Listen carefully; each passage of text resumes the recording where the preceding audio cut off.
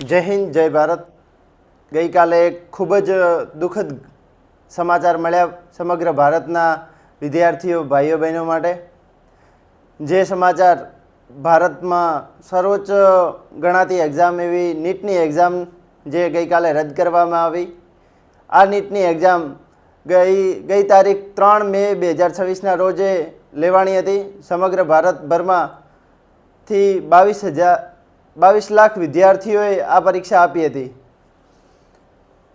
તમે વિચારી શકો છો કે જે 22 લાખ વિદ્યાર્થીઓએ પરીક્ષા આપી છે એમની સાથે અત્યારે શું વીતતી હશે.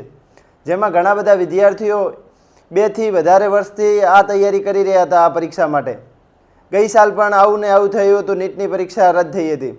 પહેલાં તો આપણે જાણીએ કે નીટની પરીક્ષા છે શું અને શેના માટે લેવાય છે.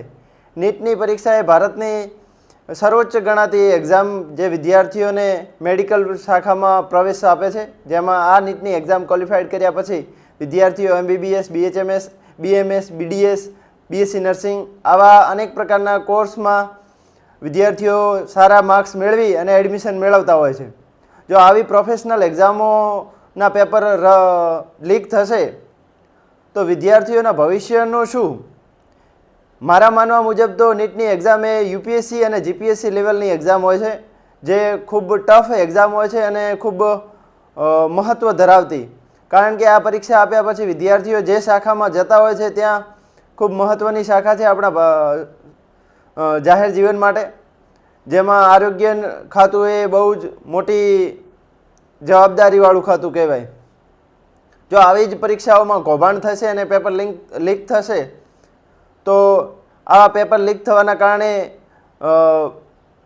થોટ વિદ્યાર્થીઓ આમાં ઘૂસી જશે અને આખા આરોગ્ય ખાતાના માળખામાં અસર થશે. પહેલાં તો આપણે જાણીએ કે 22 લાખ વિદ્યાર્થીઓ જેમણે પરીક્ષા આપી એમણે અંદાજિત 50 થી 100 કરોડના ખર્ચે આ એક્ઝામ આપી છે. જે ટ્રાવેલિંગ ખર્ચ આપણે ગણી શકીએ. એક વિદ્યાર્થી દીઠ આપણે 300 રૂપિયા વિદ્યાર્થીનો ખર્ચો ગણીએ ને પરીક્ષા આપવા જવાનો એટલો તો થતો ના હોય, વધારે થતો હોય, પણ 300 રૂપિયા ગણીએ ને તો 66 થી 70 કરોડ જેટલો આ ખર્ચ થતો હોય છે.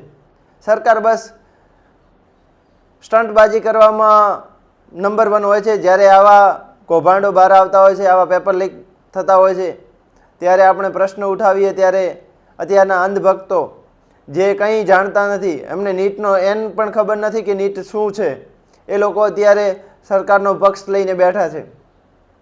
જે સામાન્ય પરિવારના વ્યક્તિએ અત્યારે નીટની પરીક્ષા જે 2 વર્ષથી તૈયારી કરીને આપીએ છીએ એના સાથે શું વીતતી હશે એ આપણે ના સમજી શકીએ. હું તો સમજું છું કે 1 મહિનો તમે લાઇબ્રેરીમાં બેસીને પ્રયાસ કરો કે કેવી રીતે પરીક્ષાની તૈયારી થાય છે. વિદ્યાર્થીઓના ભવિષ્ય સાથે ચેડા કરવાનું મહેરબાની કરીને રહેવા દો. હું આ સરકાર અને અહીંના તમામ લોકોને કહું છું કે આ જે પરીક્ષા કૌભાંડમાં પેપર લીકમાં સંડોવાયેલા વ્યક્તિઓને કડકમાં કડક સજા થાય અને એમને કાયદાનું ભાન કરાવવામાં આવે કે બીજી વાર ક્યારે આવું કૃત્ય ના કરે.